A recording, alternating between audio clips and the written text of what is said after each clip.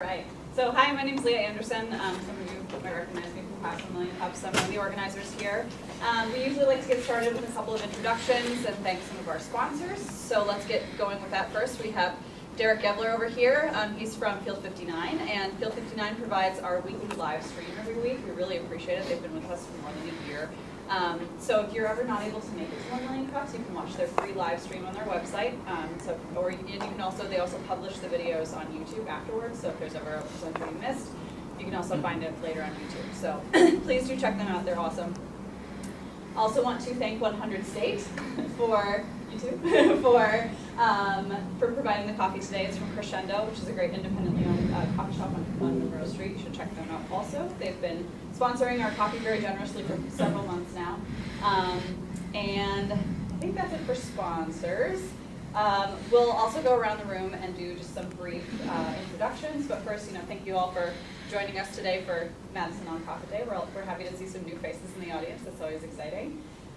So I'll get the introduction started. My name is Leah Anderson, and I'm one of the founders of 1 Million Cups Madison, and I work for Nordic. I'm Karen Krause, founder and director of Open and Future. We're building an intergenerational neighborhood in Madison, and I'm an old each other. I'm Marcela Signer from the WCA, and I am the program coordinator for volunteers. Go for it. My name is Jeanette Arthur, and I am the volunteer coordinator for South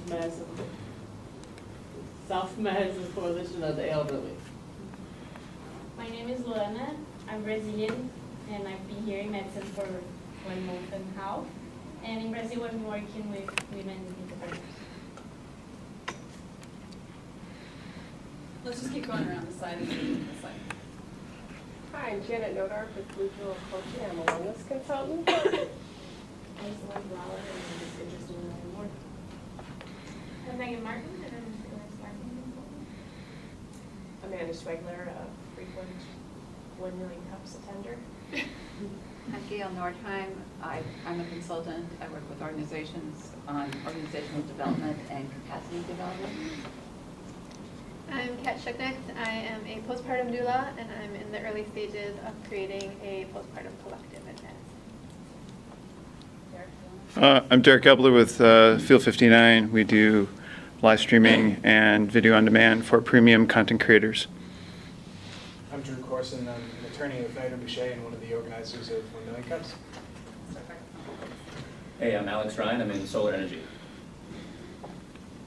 My name is Gregory St. Foy. I'm the executive director of County State. Garrett Lee, founder and co-creator of WOW, stands for We Help One Another. We envision a thriving world where well-being defines wealth, and then also co-founded Mach 1 Health, which stands for Medicine Area Care for the Homeless. I'm Laura Robin, and I am the executive director of Eyes of Hope, Stoughton, and we service all kids in Stoughton. So we run 2 programs, Eyes of Hope, or Girl to Girl, which is for teen girls, and Guy Squad, which is for teen boys. We mentor once a week. I'm Sharon Flash. I'm from Community Worker. Hi, I'm Mariah Miller. I am just moving back to Madison, and I work with grassroots nonprofits on events. I'm Maddie Bauer, and I founded Be Chief, which is a virtual chief of staff service. Matt, last week. I'm Claudia Seidenberg, and I'm in operations over at 100 State. I'm Kathleen, studying finance at UW-Madison and just started helping out with operations at 100 State. I'm Laurel Goshery. I'm a loan executive at United Way. I'm Rachel Wolferding. I own Yum Wellness, a nutrition and wellness consulting company. I'm BJ Pfeiffer, president of Enterprise Solutions Technology Group and the nonprofit Team Employability Group, and a good friend of Kia. Kia. So to introduce yourself. Good morning. I'm Kia Stern, founder and administrator of Positive Women for Change. It's a pleasure to be here. I appreciate 1 Million Cups offering me this opportunity to participate and present the work that I love to do and the work that I feel passionate about. And it's based on my lived experience. And I'd like to begin now by asking a question to the audience. How many of you know the person or a family member who has faced significant adversity. It's quite a few.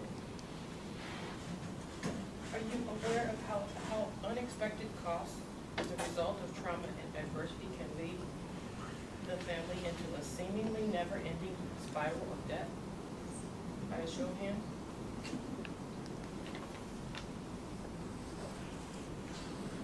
Some of you might know that nationwide, there are predatory lenders that seek to exploit low-income communities because of the struggles which they face.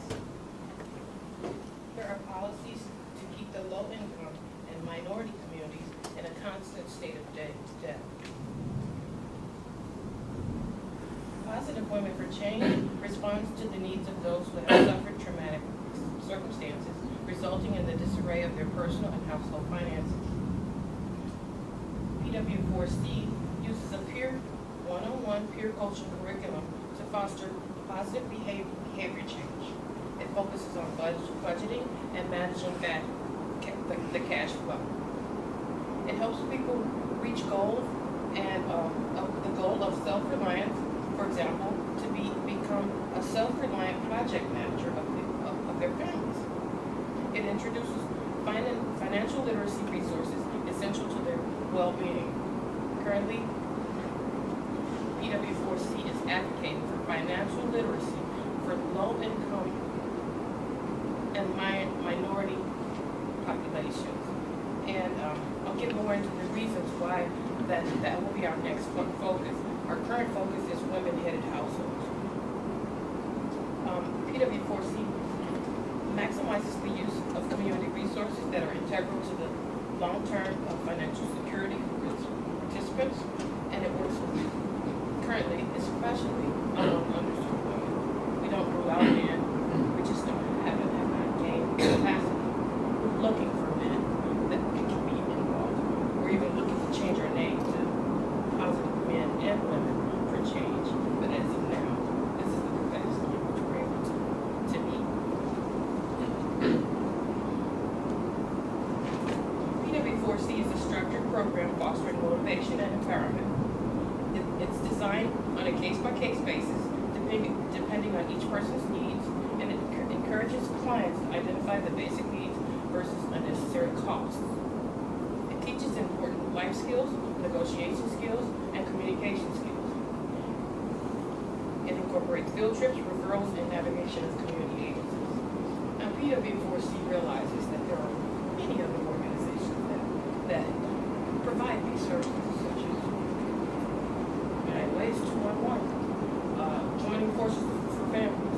Community Shares of Wisconsin has a number of wonderful resources that are related to housing, criminal justice. We're not trying to reinvent the wheel. There's plenty of resources out there that are available. However, PW4C it provides peer coaching from within the community, rather than coming from outside of the community. PW4C seeks to take the talents and skills. All communities have talents and skills, and those talents and skills can be shared amongst peers. And that's the value that I believe that would reduce racial disparities, because it creates jobs and opportunities based on the talents and skills, and in some cases just based on lived experience alone. I'm currently seeking to improve my educational credentials. For example, I just completed the nonprofit management certificate at Madison College. I'm currently seeking to improve my ability to serve the clients by obtaining a human services degree at Madison College.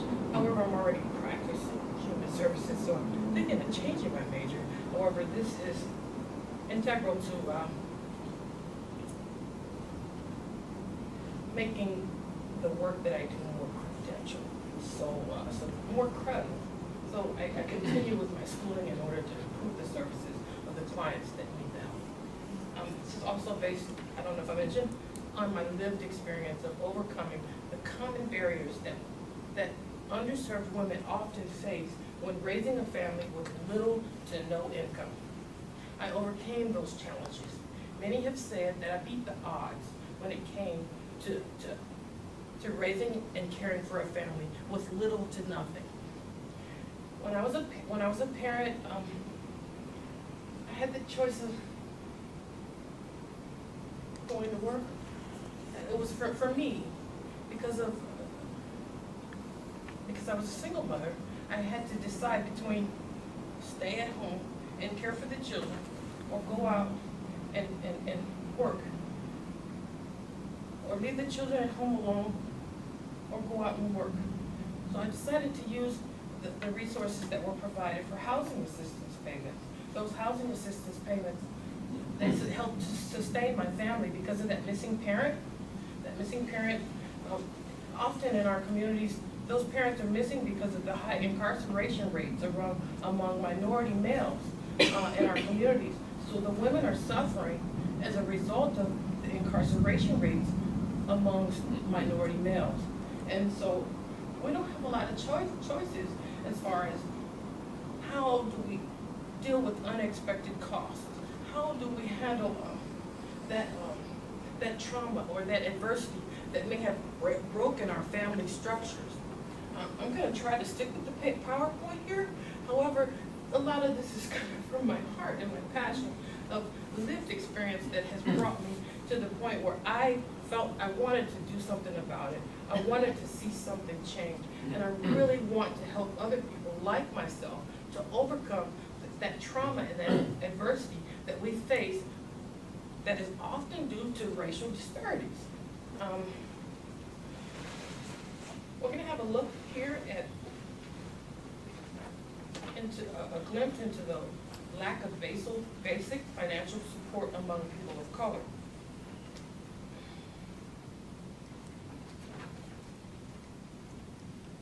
How does financial inequities impact people in minority communities? I'm going to look at the most basic financial support that people in low-income communities need.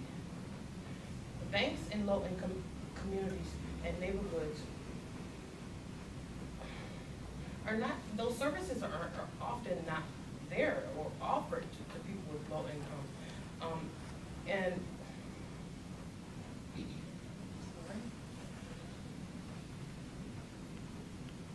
this is the first presentation I've done. I mean, I've done it, I'm working towards improvement. Please edit that if you will.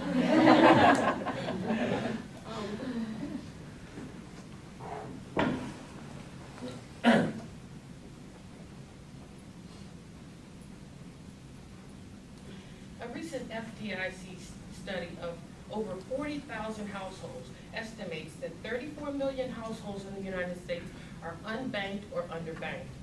These challenges are especially difficult for many minority households. 54% of Black and 46% of Hispanic households are unbanked or underbanked. This is well above the national average of 28%. Why does this lack of financial support occur? According to Bill Tisdale of Fair Housing Council in Milwaukee, segregation and accompanying poverty isn't inevitable. It was created and continues to be created in the present by systematic forms of discrimination, exclusion, and marginalization. It happens when banks, mortgage lenders, and homeowners, insurance providers won't offer their products at all, or on an inferior basis to African American neighborhoods and other areas where many people of color reside. I'm not talking about color. This has nothing to do with color. This is just, it just happens to happen to happen more in communities that are low income, happen to be people of color. And then predators move in, such as rent-to-own establishments, payday lenders, predatory mortgage rescue scams. They prey on the needs of African American communities when traditional high-quality services have abandoned their areas. This is the reason that PW4C is seeking financial literacy. It is seeking to advocate for financial literacy among low-income or limited income members of the community. This is why I think it's so important that low-income people are able to understand how not to be exploited. Areas that have already been harmed by one set of businesses are harmed by yet another, and the concentration of poverty becomes even more intense. It is difficult for people in low-income areas to climb out of poverty. And here are some daunting statistics from the Associated Press. There was a 3-part investigation into the theft of black-owned land stretching back 150 years. The AP found that 406 victims and 24,000 acres of land stolen, valued at tens of millions of dollars. The land was taken through a variety of means, by pressuring owners, by presenting false documents for signing, or by threats, violence, and terrorism. Virtually all of that land today is owned by non-people of color or by corporations. The impact of not owning land or home, which grows in value, still occurring today, is nothing to borrow against when you hit hard times. There's nothing to borrow against to send children to college so they can earn a better living. These families, or these victims, are more likely to go into debt, and we're unable to pass down wealth that might have allowed today's generation to move out of poverty. It's difficult for people in low-income areas to climb out of poverty. And the reasons why is that because neighborhoods of concentrated poverty can isolate residents from the services and supports they need. Studies have illustrated that many of the quality of life are affected by living in impoverished neighborhoods, such as education, crime and delinquency, health problems, psychological distress. I'm going to talk a little bit about psychological distress, if you will, and perhaps may even just go into my own.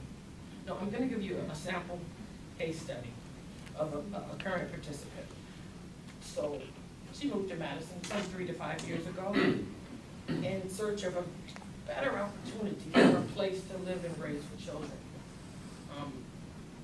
It was once a known fact that Madison was #1 for places to live and raise a family. And Wisconsin was the first state to ratify the women's suffrage movement. That women's suffrage movement protected women, granting them the right to vote. And that was in 1919. So this was a safe place. This state is a safe place for women. So women are coming here because of that. And this particular participant came here because she had heard about, hey, this is a great place to live, raise your children, raise your family, protects women. But she found out after 3 to 5 years, perhaps that's not so true, depending on where you live. She's been a victim of the criminal justice system. Kind of just took her husband out of her household. And what happened was they took in a distant family member. And let's call her Della. She took in a distant family member.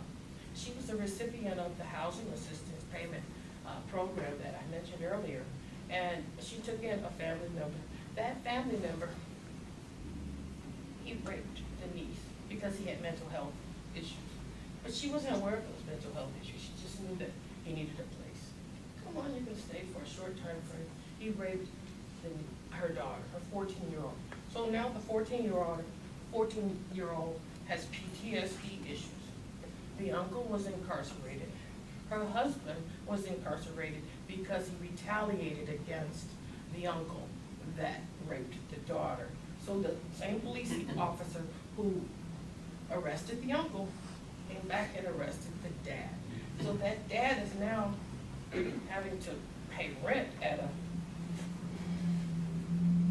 a local, I hate to say the name of it, but instead of him being able to provide rent to help his family, he has to go and pay rent in order to satisfy the penalty that he was accused of. So now this woman with 5 children, she has to maintain her housing. And in order to maintain her housing, she has to be current on her utility costs in order to maintain the housing assistance payments. Those housing assistance payments are contingent upon being current on your bills. So those unexpected costs that she incurred, as she has like a leaky faucet, so it made her utility bill go extremely high. So how does she handle this situation? If you're living from paycheck to paycheck and there's no PW4C addresses those modest but critical financial goals in order to help that woman to get through that season. It's not a cure for anything, however it helps, it's a stepping stone to help you get through that path of poverty, or to help you maintain that critical goal that might help you keep you in your housing. Sorry I went on a bit, but that's an example of psychological distress that, you know, she thought this was a great place to live. She came here seeking, you know, a better opportunity. And those circumstances kind of just took her family out. But PW4C was there in order to help her overcome. We helped her with the utility bill, and as of now, we've been able to help 2 to 3 women per year. We were founded in 2014, and we are seeking to serve more women that need this kind of help. And we're seeking assistance from consultants. We're looking for partnerships. We're looking for support from the general overall community. We'd like to be a part of a resource that's provided throughout the county. We're looking for stakeholders. We're looking for consultants. We're looking for people who can help us strategically develop the work in which we do to increase the population of the people we serve. PW4C uses one-on-one coaching, which reduces the impact of adversity or trauma by reducing or eliminating debt. It creates a roadmap or pathway out of poverty. It creates change by building life skills. It's also based on contingency management. Each woman that we help is based on her ability to reach certain goals within a timeline or a time frame. We give her a time frame. We set some goals. When she meets those goals, we're able to assist her with a stipend to help her to reduce or eliminate debt. And I'm saying her because our current focus is women-headed households. We have not ruled out men. We'd like very much to help men and help families get back together. The men who are suffering, or the men who have been taken structurally out of those families through systematic policies, is a whole nother story, but we'd like to help them as well. So I'm looking to gain capacity on how we can integrate the men to put families back together so that those women aren't continuing to suffer. Again, we're teaching about healthier relationships with immediate communities and the broader communities.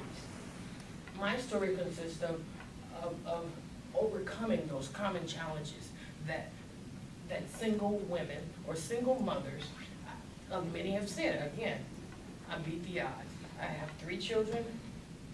My daughter has a master's in social work and an undergrad in psychology. My middle son has a bachelor's in business finance, and my youngest has a degree in information technology. That's because I chose to stay home rather than go out. I was poor, I was broke, but it was the importance of those community resources that helped sustain my family. And a lot of times, people that are within the grassroots communities are not aware of those valuable resources that can help sustain their families. And sometimes it takes peer coaching or peer guidance in order to make those people that are deep within the grassroots communities aware of the services that they can benefit from in order to sustain their families. What challenges do underserved women often face? I think I've covered that. how do traumatic circumstances affect finances among these women? For example, I think I mentioned that as well. However, something as basic as a flat tire, or a toothache, or needing a probiotic, you know, your doctor says, hey, you need to take these in order to do this, but they're not covered by your insurance. PW4C would assist that woman with, hey, here, you know, okay, here's some gold. You come up with, say, $5 a week. We'll cover your probiotics, the cost of them, for 6 months, if you're able to come up with $5 a week towards the cost of those probiotics. That flat tire, same thing applies. That utility bill, same thing applies. Whatever adversity you may face that was a result of the trauma that you faced that impacted your finances, your personal and your household finances, we're able to help you get through those tough times. There's no such thing as welfare. There's no such thing anymore. That's a good thing. I mean, we encourage people to work. We want people to be empowered, though. Sometimes the systematic structural policies break up our families where we're not able to move up on the economic, the rung of economic mobility. And when you're in a low-income neighborhood and you don't understand some of those concepts regarding financial literacy, you need help along the way. And that's what PW4C does.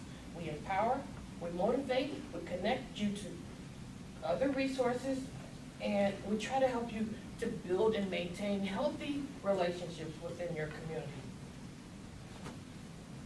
The common circumstances and challenges that underserved populations often face are domestic violence, incarceration rates in minority communities, divorce, illness, death in the family, single parenthood. Here's some information about domestic violence and the economic stress and hardships that women may face as a result of domestic violence. Post-divorce, 5 out of 6 children live with their mothers. Financial effects largely the same for women and children. About 1 in 3 women who own a home lose it. 3 out of 4 divorced mothers don't receive full payments of child support, thus need to rely on public assistance, although it is still unlikely to cover all financial needs. Good preparation for the financial challenges of divorce is important to minimize its negative effects. Other information about the financial well-being of after divorce and the wage gap. It remains entrenched. In 2010, the 2010 U.S. Census wage figure for full-time work shows the earnings for women compared to every $1 earned by white men. White women earn 77 cents per dollar, black women 62 cents per dollar, and Hispanic women 54 cents per dollar. The death of a spouse, 29% of all widow surveys lacked emergency funds, and so on. Single parenthood. Due to the incarceration rates, again, in minority communities, women are often left to provide for themselves and their families. These women often have very limited income.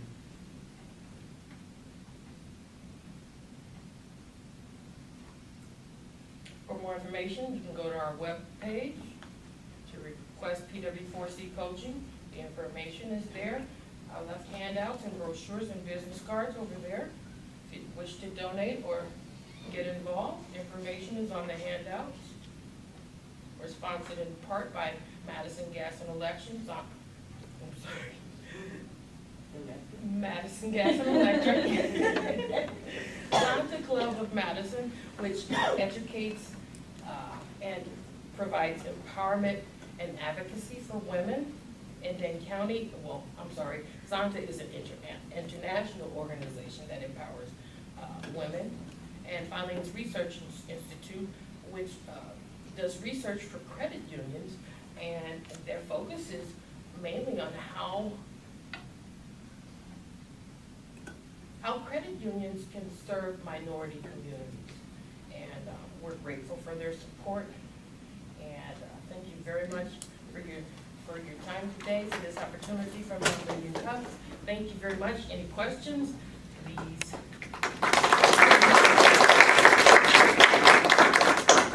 We'll open it up for questions now. So you can feel free to just raise your hand and go ahead. Can you walk us through, so if you have a case, and I'm dealing with children of families who are in exactly this situation of one emergency. A flat tire is huge in their world. So how, I am not understanding how, when you step in to assist a family, how the process works. You know, I come to you and, or, you know, a family, single mother, and not able to make the bills. Can you walk me through that? Yes, that's a great question. PW4C creates a roadmap or pathway out of poverty by providing small efforts of change in order to create and build life skills and gain healthy relationships within low-income, often minority communities. The way in which PW4C would address such an issue is to, first the person would need to apply for, and there's an extensive application with a series of questions to determine the level of adversity or trauma that individual or family may be facing.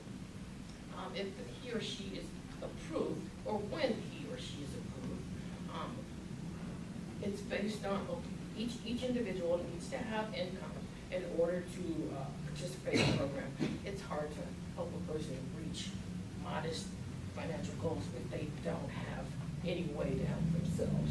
So one of the criteria, the requirements is that they must have income. We don't care what kind it is. So income, facing or have faced trauma or adversity. That trauma or adversity must have impacted their finances, household, or personal. And the way in which we address those issues is by going over the household budget, trying to figure out how can we cut these costs, how can we minimize the cost, or use the community resources as financial resources as integral to part of your household budget. And so based on the answers that are provided from the application, we decide if this person is meets the criteria. So when they meet the criteria, we meet one-on-one, and we're looking to grow into small groups to train other people in the community. So we'll have a peer learning environment at some point, but right now it's one-on-one. So we set a timeline. So it's based on each person's needs and based on each person, based on their modalities of their experience, meaning, you know, how are they able to, based on cultural competency, the way in which they communicate, each case is delegated based on their ability to understand.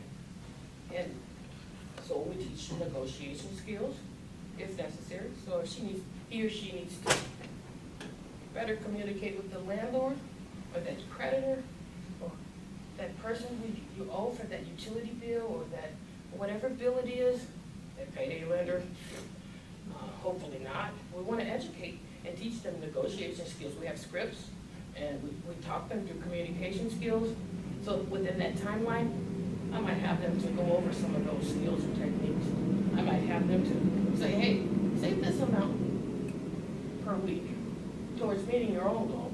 And then PW4C will help you acquire that goal so that you can reduce or eliminate debt.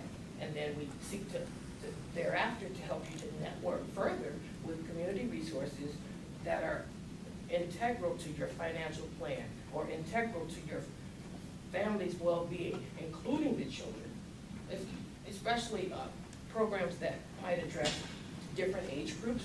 Like if you have a 17-year-old, 18-year-old, 14-year-old, we try to identify which resources, and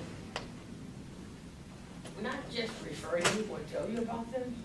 We try to find an internal individual in that organization, bring you directly to that person, and help you navigate if you're not able to effectively advocate for yourself. So it's kind of also self-advocacy skills in a way. Does that answer your question? It does, thank you. Do you serve all of Dane County? Our current goal is to, yes, we do.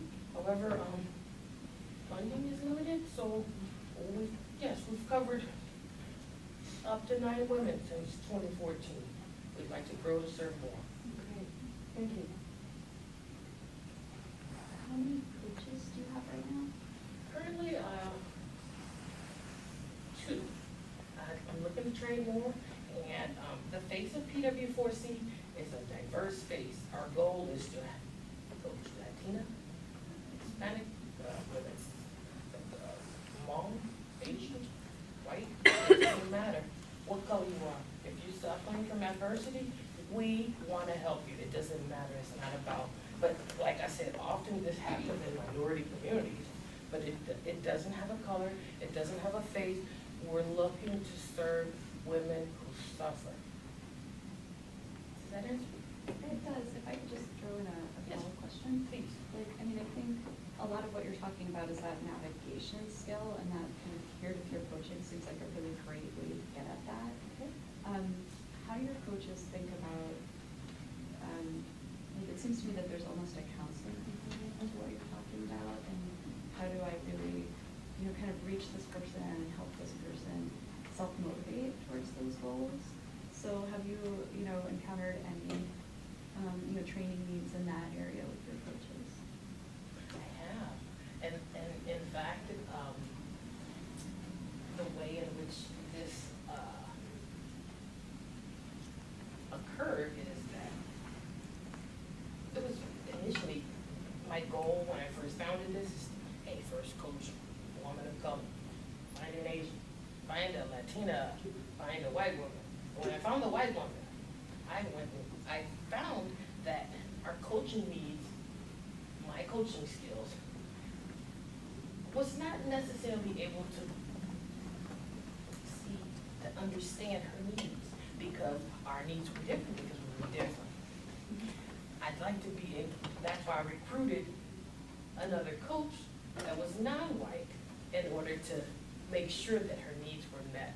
And initially, like I was saying, in minority communities, they're often renters. And this woman was a homeowner. So we grew in order to help, regardless of, just because you don't rent doesn't mean you don't suffer. If you're a homeowner, you go through, and it doesn't matter what color your skin is. We want the face of PW4C to be a diverse face to address the needs of women who are suffering due to trauma, adversities, including divorce, illness, or mental needs, trauma, adversity. Does that answer? Yes, thank you. Yes. Okay. You mentioned that you're looking to sort of grow and gain capacity. I just want to give you the opportunity to tell us in this room how we can help you achieve that goal. That's a great question. And initially I had a list of wonderful things that I said, maybe I shouldn't use that list because it's probably too scripted. And I'm going to just tell you from my heart. I could use assistance in event planning to engage communities in low-income areas on financial literacy education. I'd like to advocate for financial literacy in low-income communities, specifically from financial institutions, whatever advice I can get to share with my communities. That's first and foremost, is to advocate for financial literacy for those who need it.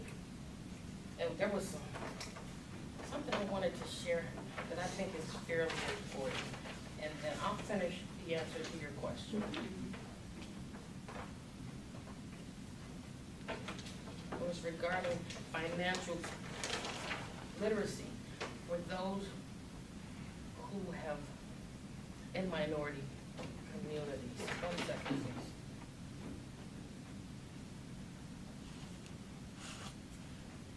I'm just gonna say it in my own words.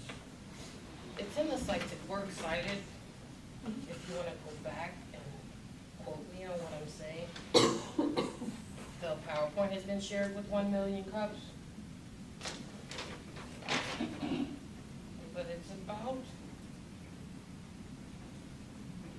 I'm sorry, audience, 1 second.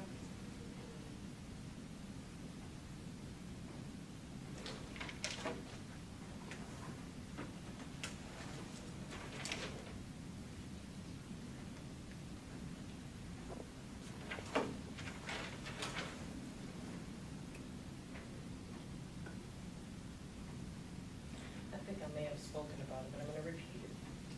For the past 150 years, we have been seeing, we as in minority communities, have seen inequality and inequity perpetuated. And the result is that Black families didn't have wealth to pass from generation to generation. That created a gap in financial well-being and financial literacy for generations. And these are still being exploited. These populations are still being exploited by predatory lenders. And we feel that financial education is long overdue because there was a time when people of color were, again, this is not about color, it just happens to be an issue that affects communities of color. We were considered property, and we didn't have any money. So when we were able to get a little bit, we didn't know how to manage it or how to allocate it to the best need, in the best way to keep our families strong. And that when our families are broken apart, it's even more difficult. Sometimes our families are broken apart due to structural policies that are made to break our family unit. And PW4C in the future would like to work towards changing some of those policies. Did you have a second part to your question? Because I think I answered some of it, but you may have had a second part. Yeah, so you talk about, you know, wanting to provide the financial literacy and, you know, maybe work with one of the local credit unions to provide some, like, community education events. Yes, please.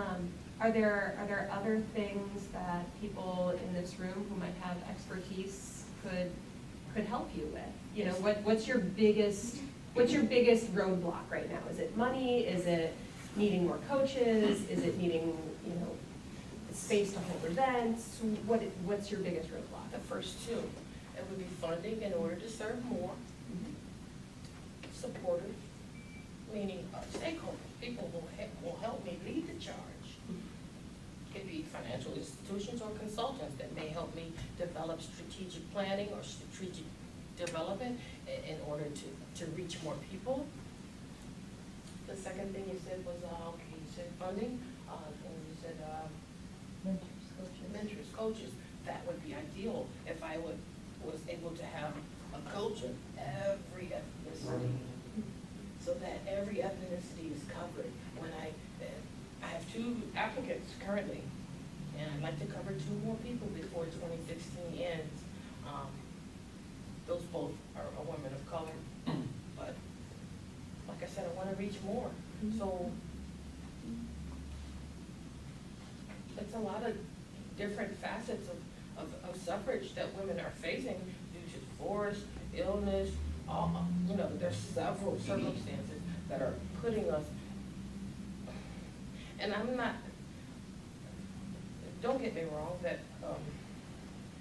marriage is, I'm recently engaged. I was a single parent by default, victim of sexual assault, victim of statutory rape, but I overcame a lot of that. And I'm not saying just overcame it by being a successful parent, but overcoming it by financially. I'm not in any debt, other than maybe a little bit of student loan, but you know, that's because I have to get educated to do the work that I'm doing. Does that cover? Yeah, I think that gives everybody here some good ideas of how we can reach back out to you and help you in your mission. Yes, financial support, consultants, more coaches, more coaching, support for men, help ideas, things that might advance the status of men who could potentially come back and bring those families back together, even if they're coming from out of the criminal justice system. We want to try to get those families back together, if that's possible. That may be something that could happen in the future. We'd like to involve men in the healing of women. Have we got time for one more question? Is the funding and sort of business model, is it grant dependent? Is writing grants a helpful component to building your capacity, or what are some opportunities to increase your own organizational financial capacity? Could you just speak a little bit more to the business You model? asked me that question recently. My major passion is to help underserved get financial literacy and to help suffering women overcome their adversity. However, the question you asked is extremely important because I was just given an application for a micro investment and I got declined because I didn't have the skills to do grant writing. So that's extremely important to maybe receive those grant writing skills or have assistants or consultants that could assist me or teach me or train us, as in however many coaches or however many board, that's another way in which PW4C is seeking to build capacity is through board development, creating a diverse board of men and women who see the importance of its mission. And there's also a lot of other wonderful organizations that are willing to do partnerships so we can all have success measurements that will come from the community to be, to help not just the suffering women, but the suffering men, the offenders that are coming out of jail, the people who need housing assistance payments. Sorry if I'm babbling on. Any other questions, Ms. Leah? Does that answer your question, sir? Well, I'm just a little curious, like, for your own financial well-being, like, how are you making money out of this? And is the source of revenue for you getting paid to do this important work, is that grant dependent? Or I imagine that it's difficult to charge clients for the work. That is a great question. PW4C does not charge any of its participants for coaching at this time. This is done strictly because it's the right thing to do. However, I can't say that I'm not being reimbursed for expenses or transportation. Those things that are involved specifically with doing the work that I do, I am able to receive small amounts of reimbursements for expenses such as printing or, transportation. But this is not about me gaining profit. This is about the cause itself. The goal is to advocate for financial literacy in minority communities. However, ideally, if there are ways to enable those in minority communities that are grassroots community leaders to create jobs for those who have skills. If that is an opportunity, then so be it. I would not be completely against being able to earn a living by providing the services. But no, this is not self-centered. It is not meant to create a profit for myself. However, I am able to get assistance in doing the work I do, not for self-gain. Does that answer your question? Does it? No. So I am working with a nonprofit that supports kids. Yes, ma'am. And so right now I'm grant writing through foundations that are Stoughton based, and that covers all of my expenses. And so I go Stoughton Area Community Foundation and the Madison Civics Club, and are fantastic supporters of my work. So I was kind of expecting, well, I have these great foundational support, and I didn't hear that, so I'm kind of confused as to, well, what does that mean? I don't really understand what you just told me. Okay. His question was initially, is this for financial gain for myself? Just sort of the business model, like how does revenue come in to support your work? Okay. Because that's really important, and then, right, because I imagine it would be difficult to charge clients, so where does the money come from to pay you? And like, Okay, yeah. so right now, we're fiscally sponsored by a 501c3 organization called Center for Community Stewardship.